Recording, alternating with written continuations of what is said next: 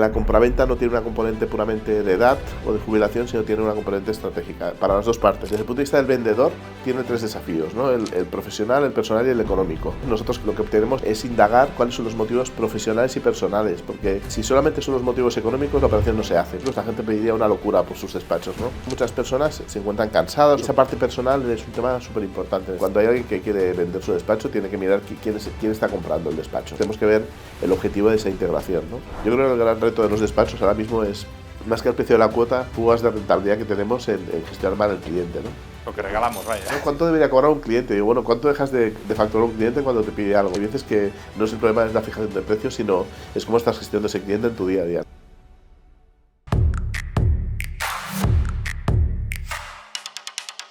Hablemos ahora de compraventa de asesorías. Es algo que lleváis ya desde 2016 en ello. Explícanos un poco cómo ha sido esta evolución a lo largo de los años, por qué alguien querría comprar o vender un despacho, ¿qué es lo que te has encontrado? Pues nada, nosotros empezamos en el 2016 de forma natural, o sea, el propio mercado, nosotros ayudamos al despacho a crecer y tal, y un día un despacho me dijo, oye, me estoy planteando hacer esto, y yo conocía otro despacho que se planteaba comprar, ¿no? Salió de forma natural. Y nosotros, de hecho, valoramos el crecimiento en dos ámbitos, el orgánico y el inorgánico. De hecho, la palabra compraventa no me gusta utilizarla porque hemos pasado de hablar de compraventa en un modelo de jubilación o de relevo generacional a ya hablar de compraventa bajo un punto de vista estratégico. De hecho, nosotros ahora mismo el 50% de las operaciones no vienen motivadas por un tema de jubilación, etcétera, sino vienen motivadas por una estrategia del propio despacho, la necesidad de coger más tamaño para ser más competitivo. De hecho, los despachos grandes ya interpretan que desde el punto de vista estratégico es una línea de una decisión posible, ¿no? Por lo tanto, en eso está cambiando un poquito el concepto de lo que es la compraventa de toda la vida, ¿no? O sea, que venimos más bien de un escenario de jubilación, sí, a un escenario más de competitividad, ¿no? Estrategia de tamaño, obviamente sí que hay, bueno, se está hablando mucho de los fondos de inversión, pero también hay despachos que están creciendo de forma inorgánica y están haciendo una apuesta por un modelo relevante. Aquí la clave de este modelo de compraventa es que consigas tener una estructura de despacho que la puedas controlar. O sea, hacer un crecimiento inorgánico sin orden o sin una cierta coherencia puede hacer que fracase el proyecto, ¿no? Entonces yo siempre digo que si un despacho crece orgánicamente bien, a lo mejor no necesita comprar despachos, porque a lo mejor una mala adquisición puede perjudicar su estrategia de crecimiento orgánico, ¿no? Sí, claramente la adquisición siempre es complicada, ¿no? Porque son sí. culturas, pueden ser culturas Claro. distintas, carteras muy distintas. ¿Cuáles son los principales desafíos que tú te encuentras cuando hay una operación enfrente? Desde el punto de vista del vendedor, tiene tres desafíos, ¿no? El profesional, el personal y el económico. Y en ocasiones nosotros que actuamos como mediación, lo que obtenemos de las dos partes, sobre todo del despacho que plantea una venta o una integración, es indagar cuáles son los motivos profesionales y personales, porque si solamente son los motivos económicos, la operación no se hace, porque si fueran motivos económicos, la gente pediría una locura por sus despachos, ¿no? Pero siempre hay motivaciones personales y profesionales en referencia a esto. De hecho, muchas personas se encuentran cansadas o quieren estar en compañía, o las mochilas que llevan en su día a día quieren compartirlas, ¿no? Y esa parte personal es un tema súper importante en este momento. Y del lado del comprador, ¿cuáles son los principales desafíos que te encuentras? Sobre todo es importante que el comprador tenga claro qué quiere hacer o hacia dónde quiere ir. Y sobre todo qué tipo de despacho es el que le interesa integrar, ¿no? Porque en ocasiones no todos los despachos van bien para un tipo de despacho. Eso es un tema importante. De hecho, nuestro objetivo es que, digamos, la relación o el matching que hacemos entre ambas partes ya sea de éxito desde el principio, porque no podemos estar haciendo prueba de error, ¿no? El conocimiento nuestro del sector nos permite que cuando vemos dos despachos los juntemos y ya tengamos un porcentaje de éxito elevado, ¿no? De que eso puede funcionar bien. De hecho, nosotros cuando hacemos una primera entrevista, no quiero que nadie hable de precio ni hable de ningún factor. Y primero vamos a ver si estáis alineados en vuestra forma de pensar e incluso en la personalidad del despacho. Me comentabas hace un tiempo, ¿no? Sí. Que en muchas de estas operaciones o gente que viene a tu firma, es un proceso de aproximación, ¿no? En donde al final también acumulas cierta cartera, ¿no? Y cierto conocimiento del, bueno, de qué feeling tiene, ¿no? Esta persona ante esta oportunidad, ante oportunidades que puedan entrar, ¿no? Y que esto es uno de los principales valores para unir, ¿no? Para ese match que... Sí, de hecho nosotros hay veces que actuamos de forma proactiva, hay veces que despachos que no se han planteado nunca hacer nada, les planteamos esto y de hecho estamos haciendo proyectos ahora mismo que nacen de plantearles, de hacerles reflexionar sobre eso y sobre esa necesidad, y de hecho algunas de estas operaciones nacen de la propia reflexión que nosotros le trasladamos de forma honesta, porque para eso tienes que ser honesto, y de cómo vemos el despacho en el futuro y cuál puede ser la mejor solución. Por eso hablamos que la compraventa no tiene una componente puramente de edad o de jubilación, sino tiene una componente estratégica, para las dos partes, para el comprador y para el vendedor. Y normalmente en ese match, porque nos hemos encontrado también hablando pues, con asesorías, ¿no? Y con el sector, que a veces sí que son pues, dos asesorías, ¿no? Que buscan unirse, ¿no? Un grupo comprando una asesoría, pero también cada vez más vemos gente de fuera del sector de la asesoría que quiere entrar en el sector de la asesoría, ¿no?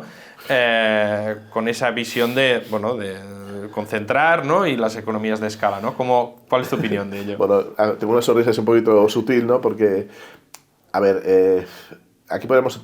Yo siempre digo, cuando hay alguien que quiere vender su despacho, tiene que mirar quién está comprando el despacho. Entonces, si es un asesor, o si es un fondo, o si es un fondo que tiene una visión de hacer un proyecto empresarial. No sé si me explico. Entonces, tenemos que ver el objetivo de esa integración, ¿no?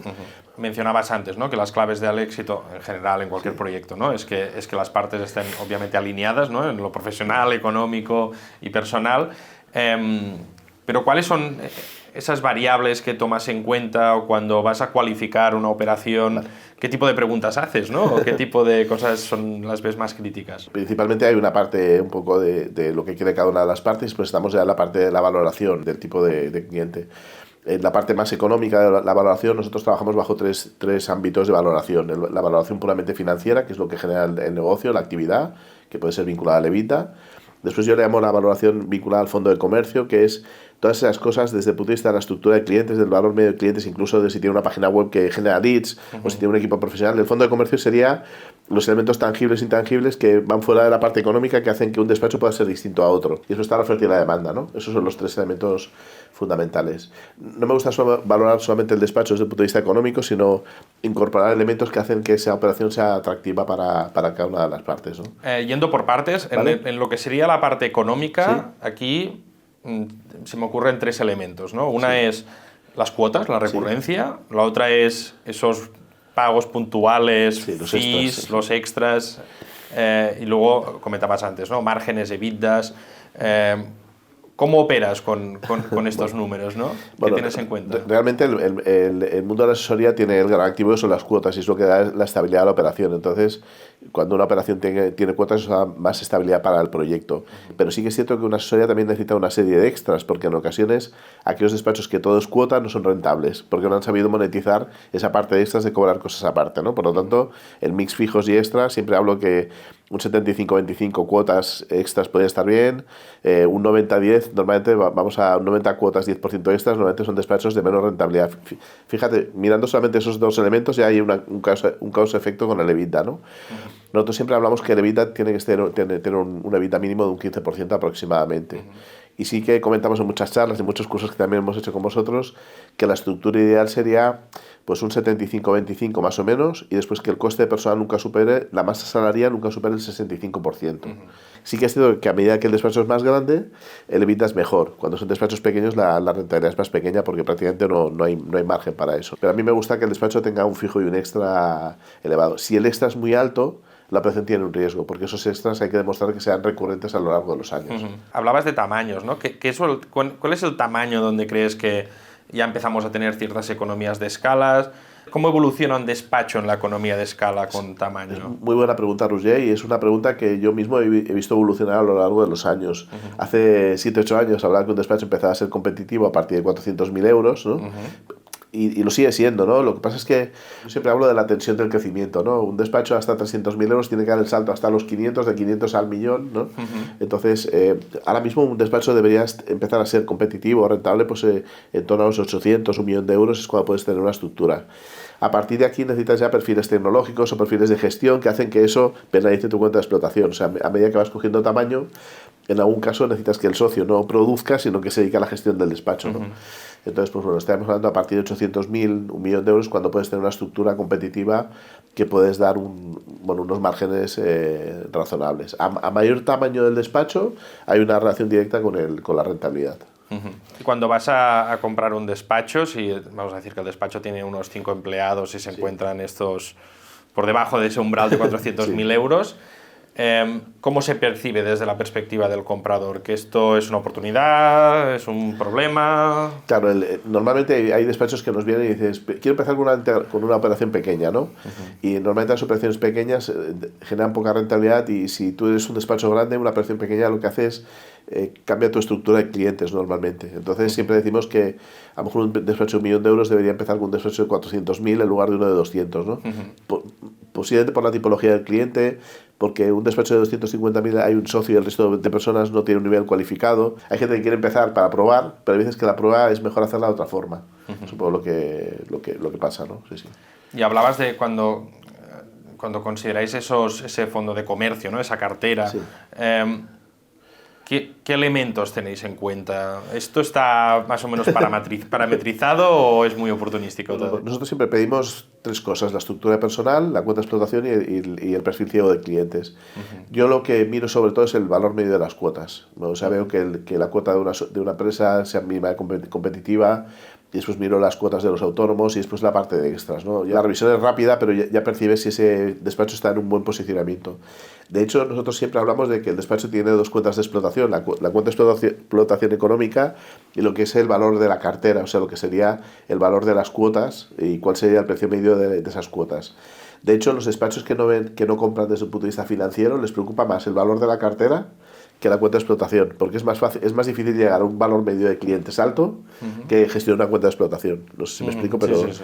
Es más importante conseguir que tu cliente te pague más por el servicio que a lo mejor gestionar una cuenta de explotación, que es un tema puramente de costes, ¿no? Y para tener una idea, ¿no? Cuando hablamos de una cuota, por ejemplo, autónomos, que es más comparable, ¿no? Más o menos aceptable, alrededor de que nos estamos Bueno, moviendo. sobre los 70-75 euros puede ser correcto. Hay despachos que tienen cuotas menores y es rentable. También depende muchas veces de que cobres cosas extras dentro de la cuota, ¿no? Que hemos hablado siempre, ¿no? Yo creo que el gran reto de los despachos ahora mismo es, más que el precio de la cuota, en ocasiones hacemos cursos de precios, y en ocasiones el problema no es el precio que fijamos, sino las fugas de rentabilidad que tenemos en gestionar mal el cliente, ¿no? Lo que regalamos, vaya. Sí, porque muchas veces me dicen, ¿no? ¿Cuánto debería cobrar un cliente? Y digo, bueno, ¿cuánto dejas de facturar un cliente cuando te pide algo, ¿no? Hay veces que no es el problema es la fijación de precios, sino es cómo estás gestionando ese cliente en tu día a día, ¿no? Entonces lo importante es esa parte. ¿Y la tecnología que pueda usar dentro del despacho es algo que también impacta?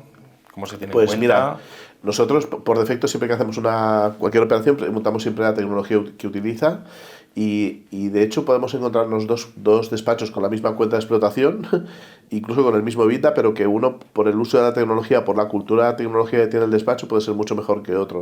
O sea, podemos tener 2 despachos que desde fuera tengan la misma estructura, pero su modelo tecnológico esté más avanzado y la cultura tecnológica del equipo sea lo que haga diferenciar una opción sobre otra.